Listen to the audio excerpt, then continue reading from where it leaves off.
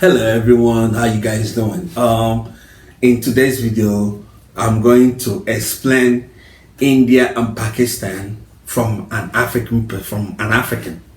You know, what happened is that I posted a video about India and the first terrorist attack in India in many years. It happened in around Kashmir region. They call Indian control side of Kashmir.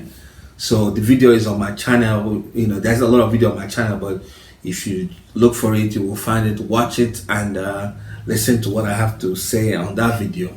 And everything, most of the things I said on that video is happening now. So in case you don't know, I'm gonna be fast about it. India and Pakistan are into fighting right now because 48 hours ago, India launched an attack into Pakistan. They bombed the mosque in the Pakistan territory. I think a couple of people were killed, 20 something people were killed and some were injured. So Pakistan vowed to retaliate. Before I proceed, let's dial back. India and Pakistan, this problem started in 1947 after the Second World War. British was running out of money. India being part of British Empire, that's their biggest market, that's their biggest cash cow. But for India, for Britain to continue to run India as a business, they need to have money to do that, because it's basically India and all other empires under Britain is business for Britain. So Britain is bankrupt. The war took a toll on them. They have signed deals, different deals around the world so that they win the war, that made them crippled financially.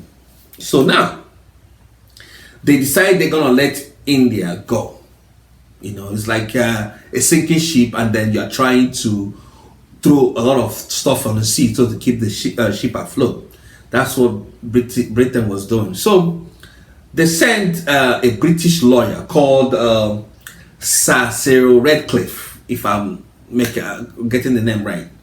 So this guy doesn't know much about Britain. Chaos already brewing in the whole India, where old India, you know, among ethnic and religious line. So this guy don't know anything about India. He just petition anything he can. Just all he want Britain to wash off their hands from India. So he petitioned Pakistan and India the way it is today. That led to displacement of millions of people. So majority Muslim Indians moved to Pakistan and West Pakistan. Then the Indian Hindus, mostly Hindus, remain in India. So for a head start for a country, India already have a head start, because the British structural government, before they gave up India, is already in place. All they have to do is elect their new first prime minister or their president, and then it continues from there. Pakistan had it worse. They have to have their own capital, they have to do everything. So it took a toll on them. But here is the thing. Then then India is more aligned to the Soviet Union that time. And Pakistan found some sort of refuge with Americans. America on the military aspect. So he helped Pakistan get on their feet, you know, formulate their country. Now, here is the reason why I make this video. When Cyril Redcliffe, that British lawyer that petitioned India, they didn't solve Kashmir issue, because Kashmir was ruled by an Indian non-Muslim Sheikh or something. He himself it's like a country on its own, autonomous country on its own. So it wasn't part of the partition. You see, that left room for India and Pakistan clash. Pakistan is claim to it, India is claim to it. So in 1947, America funded Pakistan, while India got a help from Soviet Union. I think so. They go to war over Kashmir. The war was bloody. So after the war, UN came in. Then this was when UN was strong. UN is still, it's not like they are today doing a ceremonial. So UN government came in. UN came in, and then there was an agreement that was reached. They partitioned Kashmir as you know it today. The Pakistan administered Kashmir and Indian administered Kashmir. Those two things. So now, even though it's like that, Pakistan always, because Kashmir is predominantly Muslims. Yeah, they're not Hindus. There are Hindus there, but most population are Muslims. So that led to their second war, which as I mentioned on that second video, in the 60s, they fought. But there's one thing Indian government did that crippled Pakistan. Because if you look at old India and Pakistan map, it is weird. Like, old India is like this. And then Cyril Radcliffe, that British lawyer, partitioned India. What he did is that Pakistan is split into two and India is in the middle. Can you imagine? If you want to go from your country to that side of the country, you have to pass another country. That's how it was on the map, which is crazy. I don't know why that guy did that, because it's a dumb thing to do. There's Pakistan and Western Pakistan. No, there's a Western Pakistan and then Eastern Pakistan or something like that. So now, what Indian government did, because he puts India on a vulnerable state, because if Pakistan decides to go to war with India in mainland, they can go through all sides. So what female prime minister of India at that time, what she did was she funded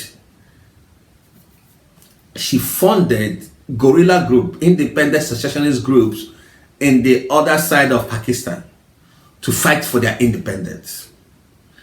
While she's publicly speaking for peace, all that stuff, she was secretly funding, and guess what? It succeeded. That's what gave birth to today Bangladesh. So India is the reason why there is a country called Bangladesh. It might not be on paper, but behind the scene, Indian government helped Bangladesh get independence. So what you know as, I think, East or Western Pakistan is now known as Bangladesh because of India. So what it does is that it rendered Pakistan much weaker. Let's go about nuclear weapon. I talked about it before. They have, thank you, France, US helped Pakistan gain nuclear weapon. I think Russians did help Indians. Both of them have nuclear weapon, but in the global politics, the way things are structured, any country that always talk about their nuclear weapons is always the weaker one. You don't hear Israel brag about their nuclear weapon. You don't hear about America talk about, but Pakistan tend to brag about it a lot because one-on-one, India is way ahead. I'm not siding with anybody. Even according to CIA, match to match, India is ahead in terms of military equipment, surveillance, intelligence, funding. So India is much more stronger than Pakistan. So today, now I have give you, break by break without boring you guys, because I don't want to go into details and every details and then bore you guys. So some of the rest is open record. You will see it and conclude. So now Kashmir is in the book now. The fight is going on again because the problem was never solved. What is dangerous about this war is that Pakistan now is allying to China, and then India is good with America, even though it's good to Russia too, but as of today it's good with Americans. Most Americans are talking about moving their stuff. They are planning to move their factory away from China to India, where cheaper labor will be much cheaper than China. Now, why is it that once this thing was announced, that's when this conflict starts? Is it that when Americans see that Indians is at war with Pakistan and all that stuff, that region is not stable, then those people will pull out and say, no, let's remain in China. So this is me thinking out loud. So, but I'll let you guys conclude on that. So now, first of all, India have one Indian soldier have died in this fight already, and then um, Pakistan have suffered casualty, but I don't know if they have lost any of their servicemen or soldier or anything. So, what is the end goal of this war? Because I felt like India is looking for an opportunity and they found it.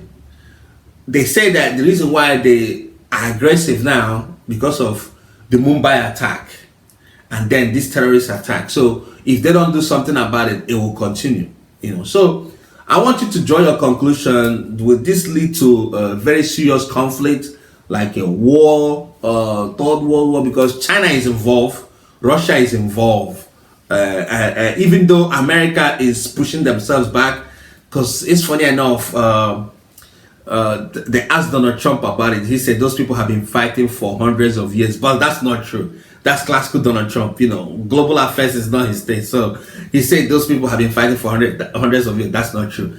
Pakistan and India started fighting in 1947, which is 80 years old. So that's not good facts for Donald Trump to say, but that's on the side. So if you think this is a very serious conflict that will be worse than Ukraine, because let's weigh in, these people have nuclear weapons. Share your thoughts in the comment section, and then as I said, this is from an African. We learn these things in school, and then we do our own research. So Pakistan, India, and then gain independence from Britain in 1947, August 1947. That's when the petition happened, and since then they have been rivals. So, and this is mostly around religious line. It's mostly a majority. Their difference is mostly around religious line. So share your thoughts. If I missed any facts, share it on the comment section.